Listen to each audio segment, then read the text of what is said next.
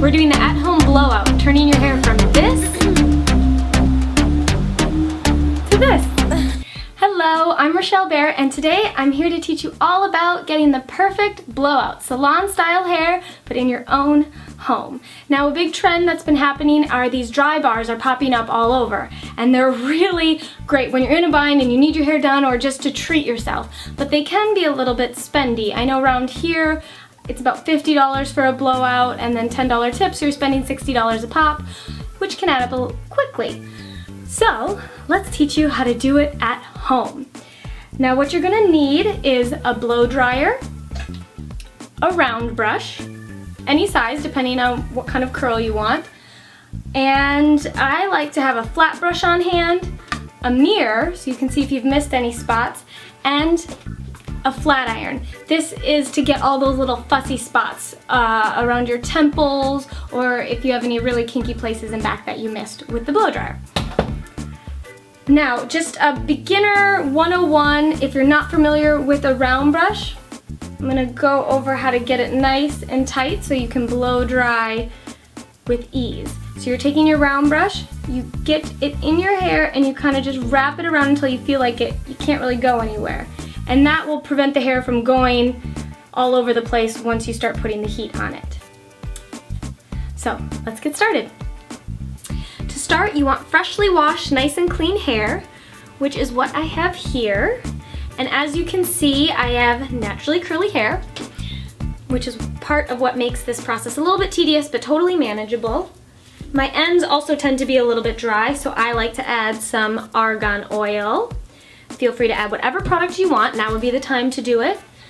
I tend not to add too much product because once I have my blowout, I like to get as many days out of it as I can so I don't wash it for a little bit, and I find that when I use a lot of product, it gets dirtier a little bit faster. So I like to use minimal product, just some oil. And to start, what I do is I just take my flat brush and my blow dryer, and my hair is thick so it holds moisture really well. So I just want to get some of that wetness out of there. So I just go through, nothing fancy, I'm just blow drying and brushing it and trying to get as much water out of it as possible. I just want it a little bit damp, and when it's damp, just right, that's when I go through and fine tune it with the round brush. So this first step, just easy peasy. And the trumpets, they go. And the trumpets, they go. Yeah. And the trumpets. Okay, now that I've gotten most of the moisture out of my hair, you still want it a little bit damp, you're done. No, I'm just kidding. This is what my hair looks like halfway done. So we don't want to leave it like this. Now we start to go in and fine tune all the little details.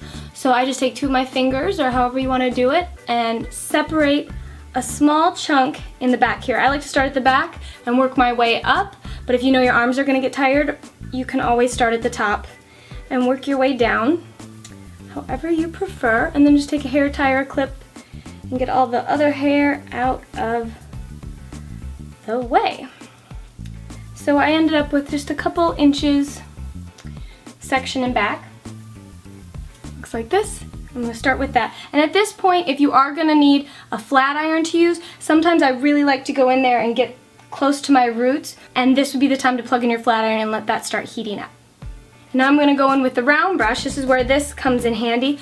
But also, here's the thing. If you have really fine or thin hair, you don't need to do the first step. You can just go right into a round brush if your hair dries quickly. Mine, unfortunately, doesn't, so that's why I did that step. But feel free to bypass that and go straight to round brushing if you know your hair is going to be not as fussy as mine.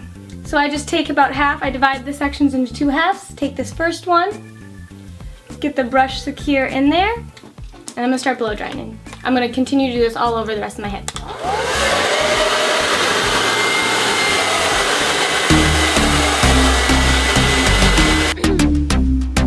I'm so fancy.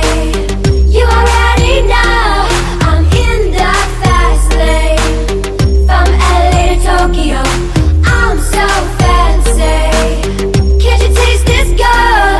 Remember my name, about to love. One thing I like to do, because my ends are a little rough, I definitely make sure I spend a lot of time with the brush and the dryer right at the ends and just keep twirling, and blowing that until they are nice and smooth. And you'll be able to tell when they're ready when you pull them out of the brush, and they look pretty good. So once you've got 2 layers done, this is where you can go in with your flat iron if you have really kinky hair like I do.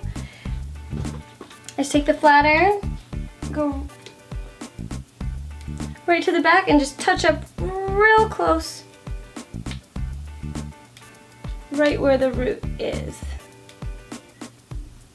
Most of the time you don't need to do that, but it's always good just take your mirror and do a little back check and make sure you're all good. And then you just take down another section and repeat until it's all done. Treasure, that is what you are. Honey, you're my golden star. I know you can be A few more sections to go. if you let me treasure you. If you let me treasure you. Oh, oh. Pretty girl, you should be smiling. A girl like you should never look so blue. You're everything I see in my dreams. I wouldn't say that to you if it wasn't true. Oh, whoa. Okay, so I'm almost getting done with the blow drying part, and here, once you're getting to the top, I only have about this much left. You're gonna wanna decide where you want your part. Like I said, I want mine down the center. So you wanna blow dry it the way you want it, otherwise it's gonna kind of form that way. Another thing to keep in mind, I already have a ton of volume, so when I blow dry my hair, I wrap it around the brush, make sure it's tight on there, but I blow dry straight down because I don't need any more volume. If you are lacking volume and you want it really high, you want to get your brush curled right up to your roots and keep that round shape right there, and then take your blow dryer and make sure you're really blow drying it up. The same goes with the back too. You know, you can put it really high or you can put it down a little bit more. So just kind of know what you're looking for before you decide that. So I just have a few more strands. I'm going to keep going. And the trumpets they go, yeah. And the trumpets they go, yeah. And the trumpets they go. Okay, so this is what it looks like with just the blow dryer and the round brush. And it's pretty good. It's a good start. And depending on what size round brush you use, you might end up with more waves or less waves. I like to add a little bit more curl at the end of it all. I mean, I could go like this and it'd be fine too, and it makes it nice for ponytails and a few other different looks. But I'm gonna add some curl just to show you what that's my go-to kind of look. So I just start at the front or wherever you want. I use a 2-inch because I have long hair, but depending on how long your hair is, you can use smaller. And I just wrap the whole way around.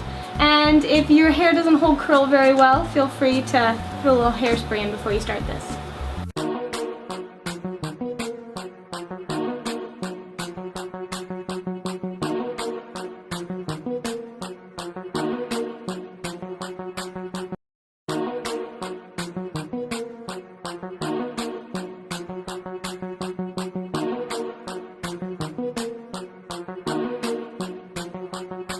Okay, once that's done, I do just take a little bit of spray.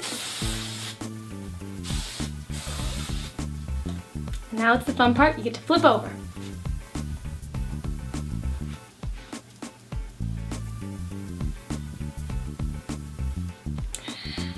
And there you have it. That's pretty much the look I go with. It takes a little bit of time, but with some patience and practice, you'll be a pro at it in no time. Feel free to play around and ask any questions below. If you found this helpful, make sure you give me a thumbs up and follow me on Instagram and Twitter.